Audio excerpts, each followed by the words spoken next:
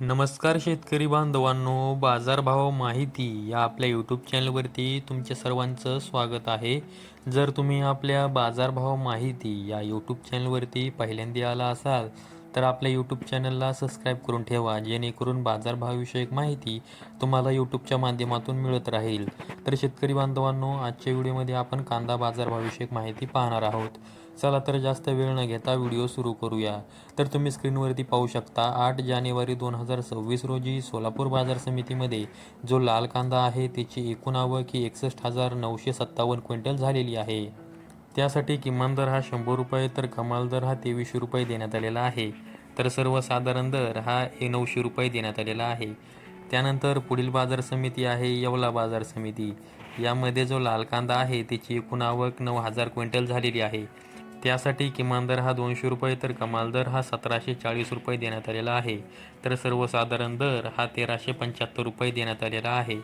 त्यानंतर पुढील बाजार समिती आहे लासलगाव निफाड बाजार समिती. यामध्ये जो लाल कांदा आहे त्याची एकूण आवक ही 1870 क्विंटल झालेली आहे.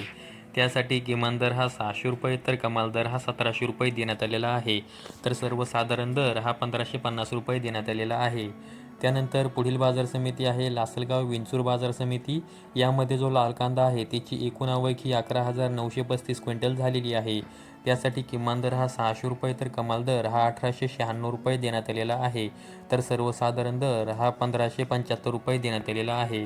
त्यानंतर पुढील बाजार समिती आहे मालेगाव मुंगसे बाजार समिती. यामध्ये जो लाल कांदा आहे त्याची एकूण आवक ही 10,000 क्विंटल झालेली आहे. त्यासाठी किमान दर हा 400 रुपये तर कमाल दर हा 1809 रुपये देण्यात आलेला आहे. तर सर्वसाधारण दर हा 1450 रुपये देण्यात आलेला आहे. त्यानंतर पुढील बाजार समिती आहे नागपूर बाजार समिती. यामध्ये जो लाल कांदा आहे त्याची एकूण आवक ही 1,780 क्विंटल झालेली आहे. त्यासाठी किमान दर हा 1200 रुपये तर कमाल दर हा 1800 रुपये देण्यात आलेला आहे. तर सर्वसाधारण दर हा 1650 रुपये देण्यात आलेला आहे. नागपूर बाजार समितीमध्ये जो पांढरा कांदा आहे त्याची एकूण आवक ही 1200 क्विंटल झालेली आहे. त्यासाठी किमान दर हा 1500 रुपये तर कमाल दर हा 2000 रुपये देण्यात आलेला आहे. तर सर्वसाधारण दर हा 1875 रुपये देण्यात आलेला आहे. त्यानंतर पुढील बाजार समिती आहे संगमनेर बाजार समिती. यामध्ये जो लाल कांदा आहे त्याची एकूण आवक ही 11,050 क्विंटल झालेली आहे. त्यासाठी किमान दर हा 200 रुपये तर कमाल दर हा 2000 रुपये देण्यात आलेला आहे. तर सर्वसाधारण दर हा 1100 रुपये देण्यात आलेला आहे. त्यानंतर पुढील बाजार समिती आहे चांदोड बाजार समिती. यामध्ये जो लाल कांदा आहे त्याची एकूण आवक ही 14,055 क्विंटल झालेली आहे. त्यासाठी किमान दर हा 550 रुपये तर कमाल दर हा 1850 रुपये देण्यात आलेला आहे. तर सर्वसाधारण दर हा 1400 रुपये देण्यात आलेला आहे. त्यानंतर पुढील बाजार समिती आहे उमराणी बाजार समिती. मध्ये जो लाल कांदा आहे त्याची एकूण आवक ही 17,500 क्विंटल झालेली आहे. त्यासाठी किमान दर हा 800 रुपये तर कमाल दर हा 1915 रुपये देण्यात आलेला आहे. तर सर्वसाधारण दर हा 1450 रुपये देण्यात आलेला आहे. त्यानंतर पुढील बाजार समिती आहे नाशिक बाजार समिती. यामध्ये जो पोळ कांदा आहे त्याची एकूण आवक ही 2,455 क्विंटल झालेली आहे. त्यासाठी किमान दर हा 400 रुपये तर कमाल दर हा 1700 रुपये देण्यात आलेला आहे. तर सर्वसाधारण दर हा 1375 रुपये देण्यात आलेला आहे.